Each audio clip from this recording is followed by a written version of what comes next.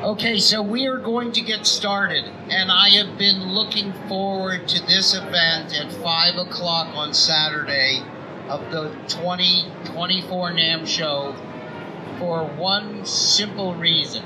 And you might think it's that I'm going to get a chance to interview my friend Jordan Rudess, but no. No, it's not that. No, it's not that. It means that we only have 3 more of these crazy presentations to do, and then we're done. All right. Yes, and it's been wonderful. So without further ado, just to get us a little bit warmed up, just so that we feel like we're in the right space here, Jordan's going to play a little blues for us, if it's okay. Oh, yeah. Let's see what it's on. This is, I know we're all feeling a little bit of blues right now, right? I've been walking around the NAMM show all day. Who's feeling a little bit of the blues? Let's see some hands. Come on, let's go. You want to hear some blues? Okay, I'm going to play you some. It's going to be on GeoShred, which is my iOS app, soon to be a desktop app. I'm lucky enough to have my partners in the audience today. So all the music you're going to hear is coming out of my iPad. The app is GeoShred, and we can talk more about that as we discuss things, but I thought we'd do a little blues to kick this off the right way. All right, so...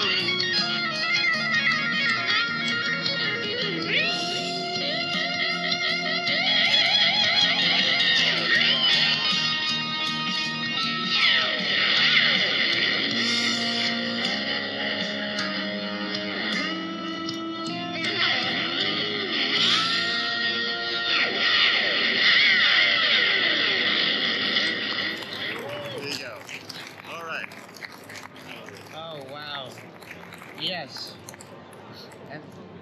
And they said MIDI couldn't be expressive. Well, they were wrong. Well, they were dead wrong. Yes, they were. They were. So, you got it, right? You know what you're doing. Okay, so Jordan thought that he was coming here to perform, but actually he was coming here mostly probably to be embarrassed, because your lovely wife Danielle, who went to the same university as I did, sent me some pictures, and so we are going to play a little game called Jordan Rudess, This Is Your Life. Oh my! I don't know if I'm ready for this. Yeah. Okay. Here we go. And so you're gonna have to turn around to see this, but this is the first picture, and I actually did say this when she sent me this picture. I said, you said it was a picture of Jordan, but I think it's a picture of Harry Styles. A little bit off the Oh, sorry. We need to That's adjust me. it slightly. Yeah. Yeah. So I did have a top of my head back in those days. I know that. There we go. There we go. Get you the whole thing in there. Sorry, that's me. Give me 1 second. We do this all the time.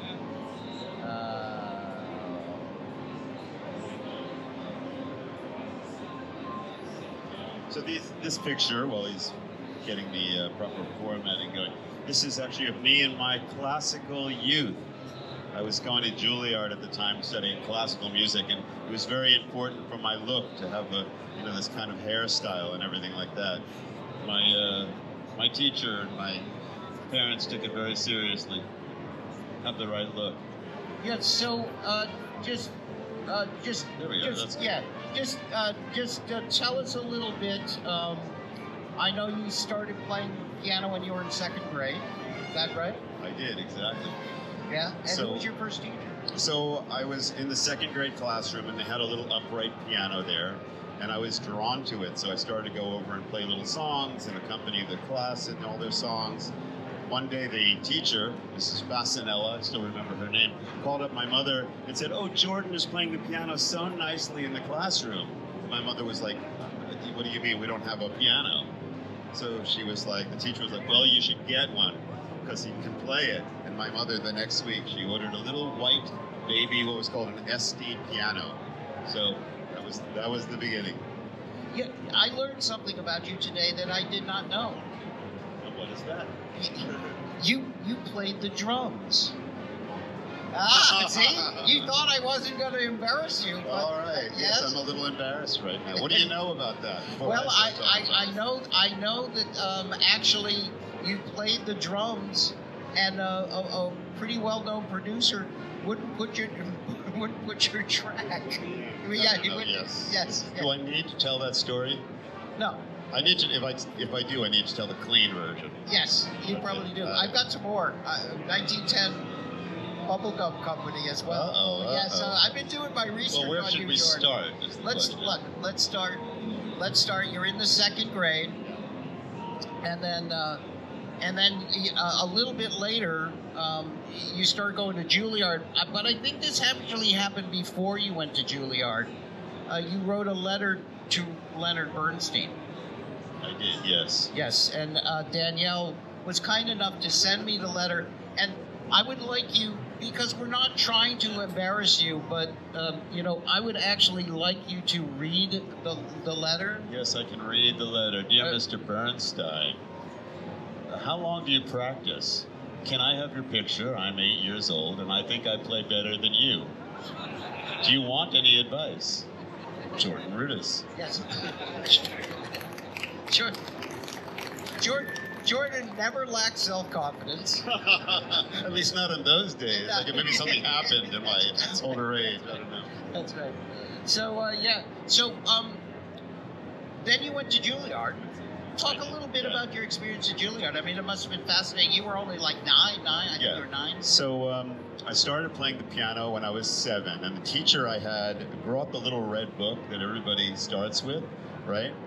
But after about the John Thompson book. So after about a week or two, he threw away the book because he was kind of a jazz guy, and he realized I had a really good ear and could play, whatever he showed me, and just do it all by ear. So he said, "We don't need the book. I'm just going to show you some chords and write you the circle of fifths, and that's how we're going to go." Somewhere along that journey, especially when he started to come for free, it was a little bit suspicious. So one day, some friends of my parents walked in, that knew a little bit more about music and heard me play and said, you know what, he's really talented, you should take him to a serious teacher. So that was the next step. I went to this Hungarian woman, her name was Magda, and the short story here is that Magda had a son whose name was Bruce Stieg, and he was a classical pianist at Juilliard. And he went to the college level, but he left because he joined Guy Lombardo's band, right? And he used to play Old Lang Syne at midnight. Magda never recovered. She wanted her son to be a classical pianist. So when she met me, she was like, this is the one. You're going to go to Juilliard. I'm going to get you into Juilliard, and you're going to stay there. So I spent about a year studying with Magda. I learned my Bach, my Beethoven, my Debussy, my Chopin. I auditioned for Juilliard. I got in, and actually my first lesson, I was playing this Bach prelude, and I was improvising on it because I thought that's what people do, right? I played a little bit of the music, the first few bars, then I went off into my own thing, and the teacher was like, you cannot do that at Juilliard. But actually, that's what Bach used to do. It all of those. Bach was a great improviser. I mean, it's well known. Well, thank you. But they've gotten a little bit stiff at the Classical Music Conservatory. So my teacher was like, you have to learn and play exactly what's on the page. So what I would do is I would take my cooler friends into the furthest room from my teacher's studio, and I'd play boogie woogie and jazz and improvise, and we'd all smile, and then we'd kind of leave and button up our ties and come back and join the classical world again. Cool. So, you know, after you were at Juilliard for a while, now, you actually were in a TV commercial, weren't you? You know everything, don't you? I've been doing my homework. I don't get up here and just like, look, you know, I'm gonna give you a tip. You know, and it's important. You should study and you should practice anything that you're trying to do it well. Oh, okay, yeah. I'll try to follow that. Yeah, and you can maybe pass that advice on to Leonard Bernstein if you see him. Right. You know, you should. I don't know that I'll see him, but if I do see him, I will pass that on. So, Jordan was in this commercial.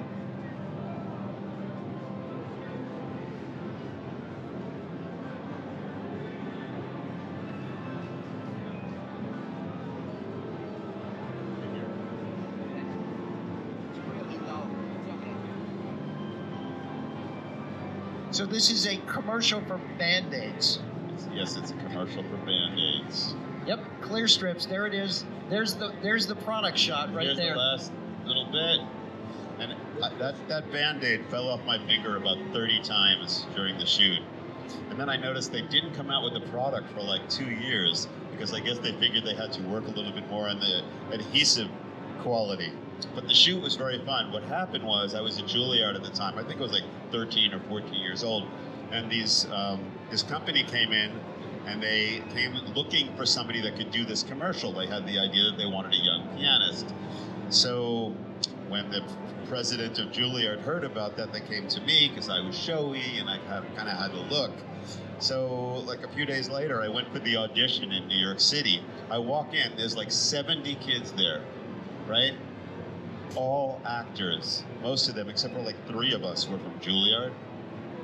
So I walked in, they said, okay, this is my audition. So I walked in, they said, okay, we want to see you play really dramatically. And of course, in those days, I had a whole lot more hair on my head than I do now. So I do the thing, you know, the whole, you know, shtick, the whole classical thing.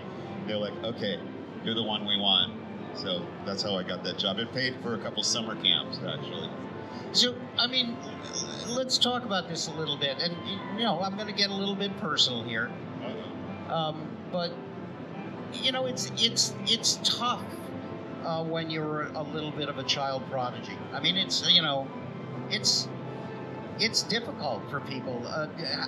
Just talk a little bit about, you know, was your family musical? I don't think they really were. Yeah, it was interesting. Everybody at Juilliard, you know, I was going to school with kids that were 8 years old and writing operas. I mean, Juilliard is kind of like that environment. Yep. And so, yeah, it was, but I was so into it. I was just so passionate about what I was doing. You know, I started at 7 and I never looked back. This has been one very, very clear path, probably because I've never been very good at doing anything else, and I'm pretty good at doing this.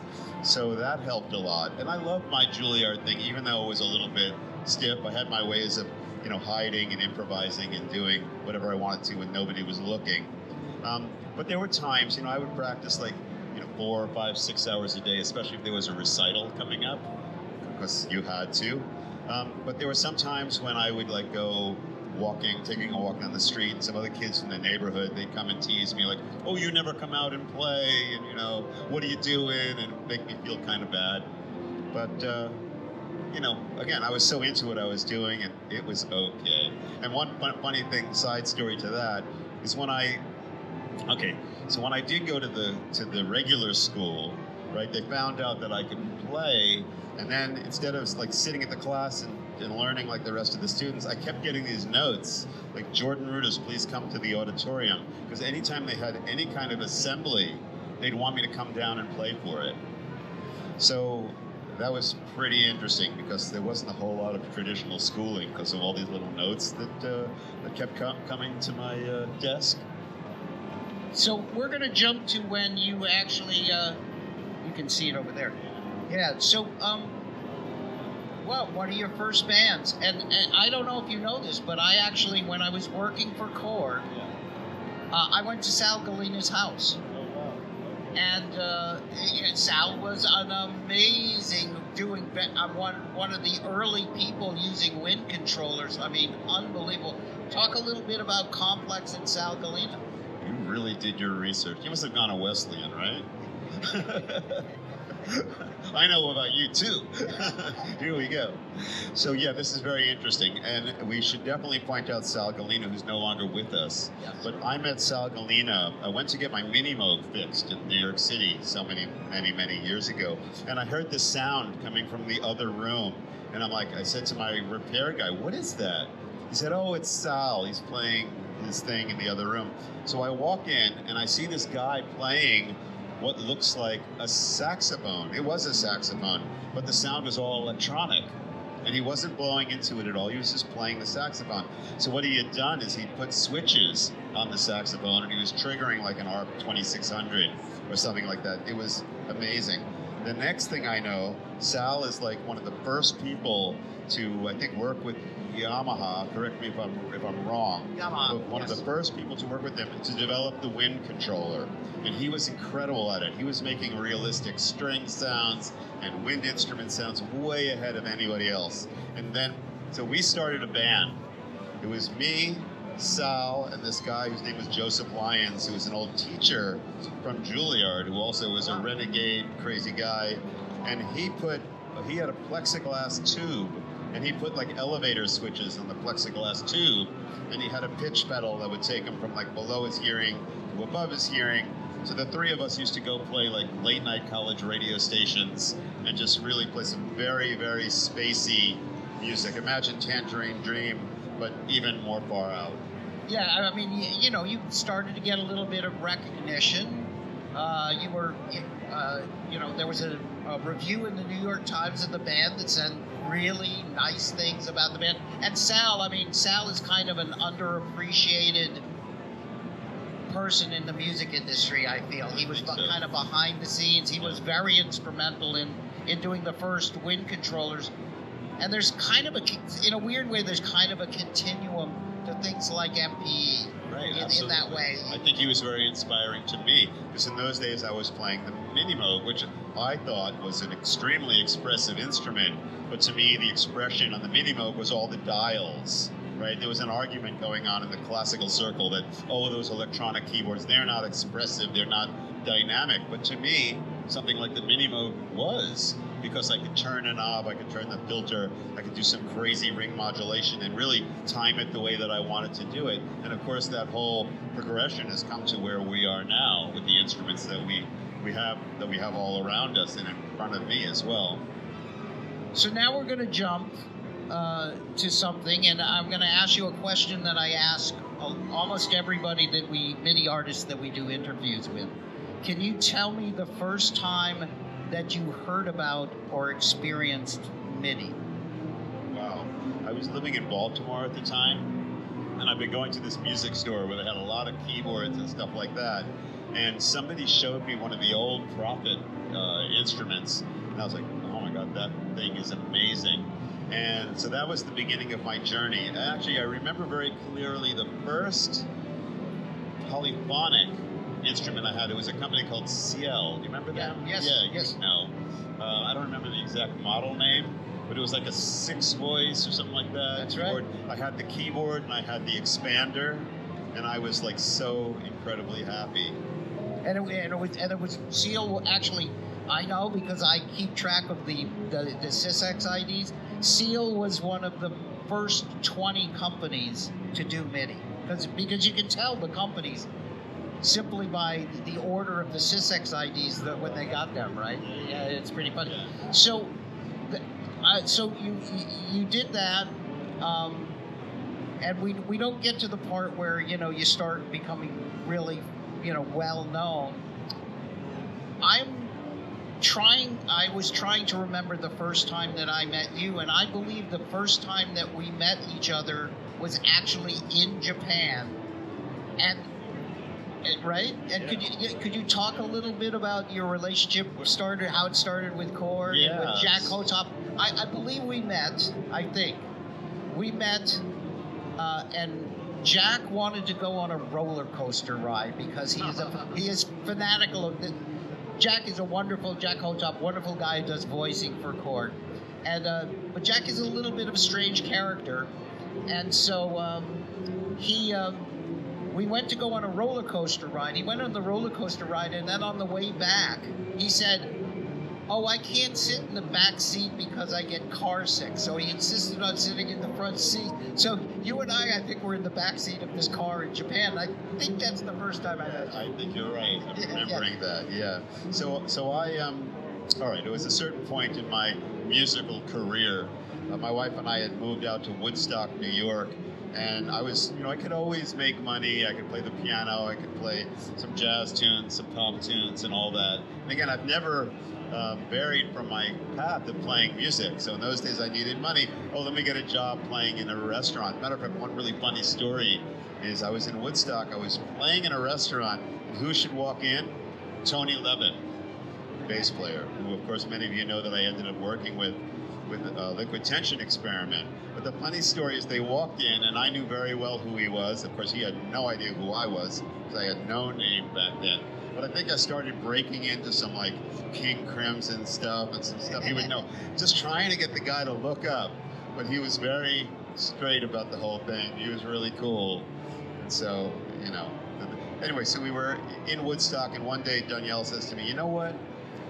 What you're doing is fine, playing in the restaurant, playing in the bar, and all that, but maybe make some calls back closer to the real world, to New York City, and you can, interface with the, with the music world." So I thought, who do I know? What am I going to do? I called up Jack Hotop. Yep. Right? I said, "Jack, I really want to come back down towards the city. Kind of need a gig. I want it to be in music." He said, "Well, come down." He said, "We have this product specialist position." He said, "But you have to audition." I said, "Well, how do you audition?" He said, "You audition, you have to bring a Korg keyboard, and you have to sell it to, like, the VP and the head of sales, and there's another couple guys that also want the job." So I said, "Well, there's one problem." I said, "I don't have a Korg keyboard." So he said, "Oh, okay, well, what do you have?" In those days, I think I had the D50, the Roland D50, which I loved. And I said, "Is it okay if I show you the Roland keyboard, kind of sell you on that?" So went down to Long Island and brought my D50. And I was, I was passionate about the D50 in those days. And I think they bought a couple after I... So I got the gig. And then you came on a trip to Japan. I was living in Japan as I was the product planning manager for the Korg M1 and a whole bunch of Korg keyboards. And yeah, we had a good time. We went to the Ryokon, or how do you say that? Yes. Yeah. He took me on a big adventure. It was awesome. Yeah, it was fun. Yep. So let's move on to the period of time when you really started. I think I read something interesting. Oh, you know what? I want to mention this because when we were in that car, you had a cassette tape, and you played me a cassette tape, and it had songs on it, and I looked it up. I couldn't find, and I was going to try to play the audio because there was a cassette tape that was listed on the internet, and I believe everything that I read on the internet. And there was a song for Danielle. Do you remember that song? Well, maybe it was the Listen album. Yes. Yeah.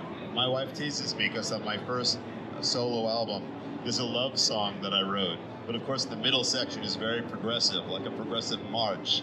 So I'll never live that down, right? So nowadays, I try to write more romantic, gentle things. But it's hard not to have it be in 13/8 or 7/8 or, you know, to play suspended chords. But I'm doing my best. Cool. So I think, the other thing that I read was that you both Dream Theater and Dixie Dregs wanted you to go out, but you selected the Dixie Dregs because you had a priority on your family at the time, right? I did, yeah. I met the guys at Dream Theater. I auditioned for them. I really liked them. I even played for them this song called Over the Edge, which was something that I had written, which they bravely tried to play at my audition.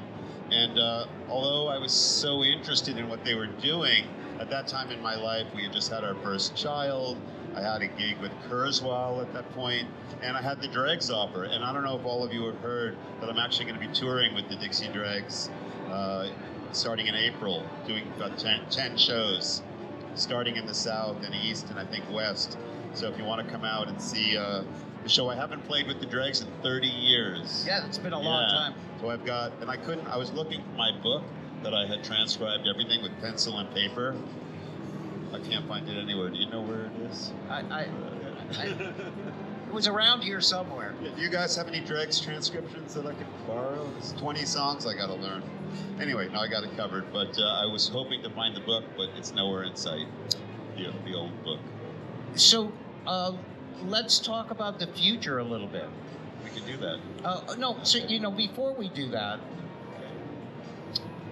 let's talk about your relationship with technology, because you are not just a musician. I mean, you have founded a company. You work very closely with Mo Forte, and just talk a little bit about.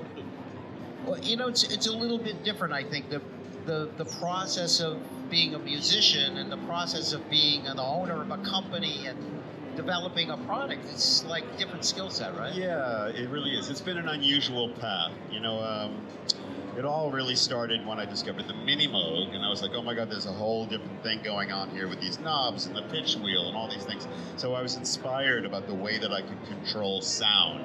I was always, when I started playing the Mini Moog, I had one hand on the, unlike some of my heroes who basically taped their knobs in a position and then they just played that patch or a couple patches. I was really the opposite. I had one hand on the knobs and I was always turning them, and then the other hand was on the keyboard, and I was going for this kind of like sonic dream that I had in my mind. So the job at Korg actually was instrumental, because I was a product specialist, and that taught me a lot about it. Because when I played the Mini Moog, interestingly enough, and I made all these cool sounds, I had no idea what any of the words on the panel meant. I didn't know what an LFO was. I didn't know what a filter was. Didn't know what resonance meant. I didn't know anything, but I knew every combination of every dial and what it would do to the sound. And so when I started to work at Korg, it really filled it in, especially because in those days, the synthesizers had little displays, which were like these tiny, tiny little things, and you had to know what you were doing. You had to know what a filter was, and you had to know what an LFO was in order to even use it. Yep, absolutely. Yeah. So let's fast forward a little bit. So when the original iPhone came out, I don't know, it really struck me, because here was this glass surface, and I was like, I kind of put my fingers on it, and I was like, there's something that could happen on this surface. There's some kind of expression that could really be possible on a glass surface. So I started to look at the very beginnings of the Apple App Store, and I noticed this guy that was doing this really simple app with lines on it that made sound. And I called him up, right? I said, hey, my name's Jordan Rudess. I'm a musician, and I have this crazy idea for something musical that you could do on an iPhone. And he was like, okay, let's talk about it. I don't know if any of you remember an app called Morpwiz. Did anybody ever check it out? A few of you? I think it's even still available. You know it, yeah. I think it was probably one of the very first musical applications in which you could do kind of like an MPE thing, where you could slide one note one way and slide another way, or you could move up vertically and have the waveforms kind of fade from one to the other. So it was timely, and it was a little bit ahead of its time. But that led me to kind of where we are now, because I've been so inside of all the developments of all these instruments that are taking looking at these new possibilities for expression and using MIDI to do it. Things like the Seaboard, things like the, I don't know if you guys have seen Expressive Ease Osmos keyboard, which is a whole revelation to me. But all kinds of cool stuff and all kinds of apps have come my way. And of course, you know, my own app, GeoShred, which is a super expressive MIDI controller as well, using this thing we call MPE. And it's been an awesome journey. So maybe it's time to, I don't know, would you mind play a little bit? It feels like people probably don't want to hear me talk anymore. They're probably fine to listen to you talk about a lot of stuff, but I think they'd probably like you to see if you could do something. Yeah, so the first sound I played on GeoShred was actually one of the first sounds that we had there. It was based on a string model we have, but now we have some other really, really cool physical models in here. We have a relationship with a company that's right around the corner here called Audio Modeling that makes SWAM, some really beautiful physical models. We also have an in-house guy who designs incredible physical models for us, a lot of very nice ethnic things, Indian instruments, Chinese instruments, all kinds of stuff. I'm going to play a piece which I wrote specifically for the NAMM show. You guys are wearing headphones, and I say that because it's kind of a sensitive piece, but it's good that you, I better play it fast because I'm running out of power. So let's do it. Here we go.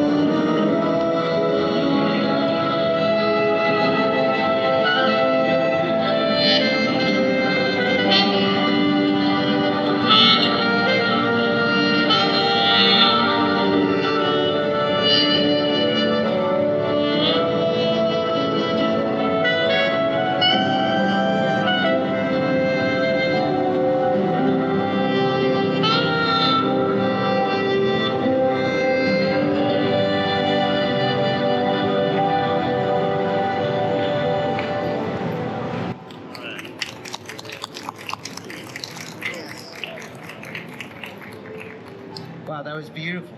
Thank you. And I'm so glad you didn't break into a prog rock march in the middle. You have grown and bloomed as an artist. You noticed that? Yes, Right, yes, totally. yes. Yeah, exactly. Taking time. When I'm 90 years old, I'll... Well, that's the beautiful thing about music. U.B. Blake was still playing at 102. You've got many years left. Maybe it'll all be mellow then. Yes. I don't know if I'll play in 13/8 at that point. What do you think? I don't know. Maybe you'll only play in 13. Oh, maybe. Who knows? What kind of drugs they have in those days, right? Yes. All right. So let's kind of wrap things up in terms of our conversation, if it's okay. Just tell us a little bit about your plans for what's happening now and what's happening in the future, what's coming up. Where can people see you? Okay, absolutely. Thanks so much. So, yeah, there's a lot going on. I was a little nervous coming into 2024, just looking at my schedule and thinking about everything that was going to happen. I'm sure that some of you have heard about the news that we're getting our old drummer back in Dream Theater. Our old new drummer, Mike Portnoy's coming back. So we're all very, very excited about that. And it's funny, I run into people, oh, I can't wait to hear the new album. I'm so excited about the new material. Meanwhile, I haven't written one note yet. I'm like, just hold on, give me a chance. Yeah, no pressure about the new album at all. But I'm trying to stay calm. I think it's going to be all right. And we've done it before, so it can probably happen again. So we're starting the new Dream Theater very, very soon, coming up at the beginning of next month. We're going to go hide away. It's a very intense time working on new music. But I'm also really excited because I took a visiting artist position at MIT, at their media labs, and they're doing some amazing stuff. So we're going to be working on an AI music project, which is going to be focused on performance and using AI to kind of enhance, contribute, and react to live performance. So that's going to be amazing. And then I already told you about the Dregs gig. So in April, I'm going to be doing, starting to do some touring with the Dixie Dregs. So my schedule is full, so I got to go. See you later. Yeah, bye. Yeah. This has been. Hopefully, it's been as much fun for you as it was for me. A little bit of poking fun, but you know, we're friends. Yes, we are. We've known each other for quite a while. So. I think our friendship will stand. We'll endure past this NAMM interview. Anything else you want to say? Or you want to do? These guys want to know what happened to my drum career, right? I'm going to tell the clean version of it. Okay, tell the clean version, and then if you want to follow it up with the you were actually there were a couple of people who had a relationship with the 1910 fruit gum company. Oh well, yeah, right. They wanted to make you a pop star. Yeah. Well, that's good. That's very brief. So around 1982 or so, I was with a group called Speedway Boulevard. Right, it was my first possibility of becoming a big rock star. It was a group that was on Epic Records, and I don't know if you remember Yummy, Yummy, Yummy, I Got Love in My Tummy. Is anybody old enough here to know that song, or Chewy, Chewy? So the producers I was working with that hired me, their claim to fame and the way they built their studio was based on the money they got from Yummy, Yummy, Yummy, I Got Love in My Tummy. And they were really intense characters. So they assembled a studio group that would just hang out in that studio. It was actually right after they produced this group called Ram Jam, and they had a song called Black Betty. So they had some funds, right? So they remembered me because when I was a kid and I was 14 years old, I went into the studio to record some music. So somehow they found my number. They called me up, and they told me they would pay me $50 a week to stay in the studio and work with this band. And I thought, wow, I'm going to get paid to be in the studio? Fantastic, I'll take the job. Took the job, created the album that's called Speedway Boulevard. Look it up. I think it's actually a pretty good album. It's fun. And the picture on the back cover is especially interesting. I got that, that tough look that we rockers try to, embody whenever we're taking those album pictures. Anyway, that was the beginning of that. So I remember one day the guy came from Epic Records in his black limousine, smoking a big cigar, totally classic, walked in and said, okay, let's hear the stuff. And one of the Yummy, Yummy, Yummy, whatever it was called, producers was there, and he was totally stoned on Valium when the guy came. He was absolutely drugged. And every time we played a song, he'd bang his fist on the table and say, it's a hit, it's a hit, it's a hit. And the guy from Epic Records is looking at him going, wow, this is interesting. Anyway, the album came out. The album came out, and I thought we were going to be rock stars because I didn't know how the industry works.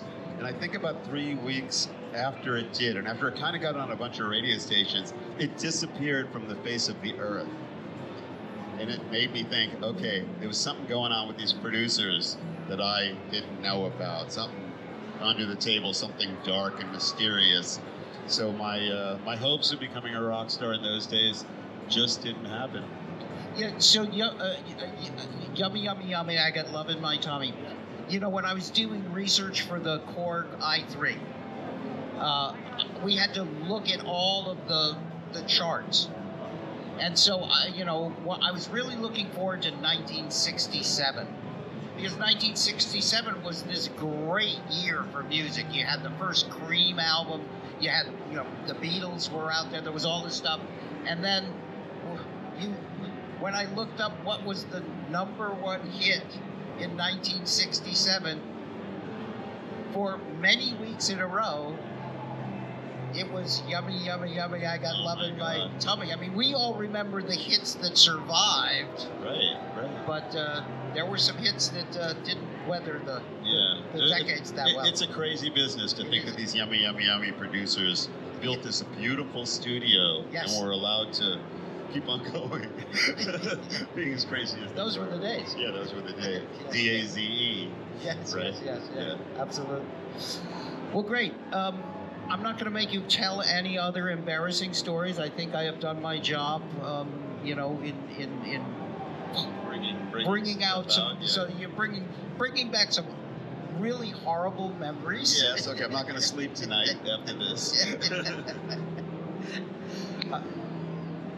Do you have another one or no? Well, the people are probably wondering what happened to my drum career. Oh, right.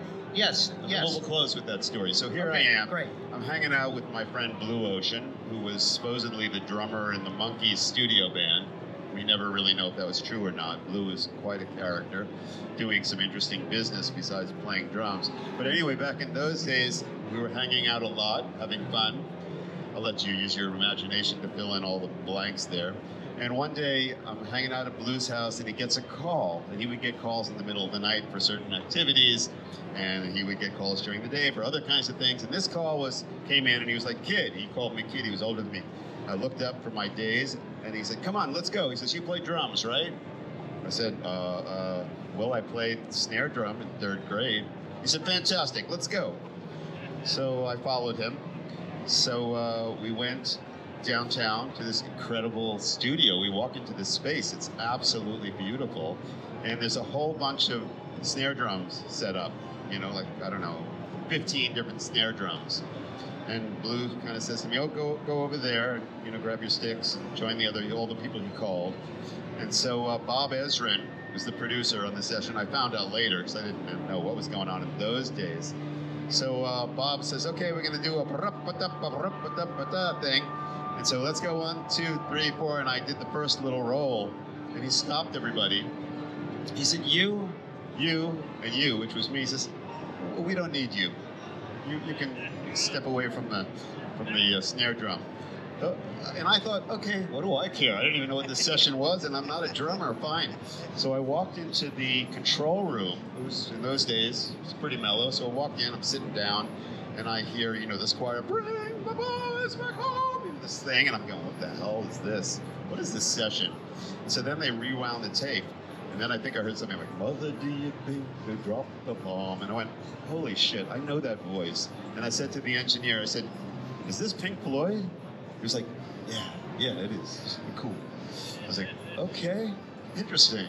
And that was that. So, in my history, in my resume, I got kicked off the Wall album. I failed the audition. What can you do? Almost close, but I was there. Well, we're really glad that you're still a keyboard player and play on GeoShred. So imagine how my ego would have gone with my drumming if I had gotten that job, and where my path would have taken me. Oh, scary. Can we get a round of applause for Jordan? Thank him. I really want to thank you for doing this. This was fun. Well, thank you, my friend. Great job researching.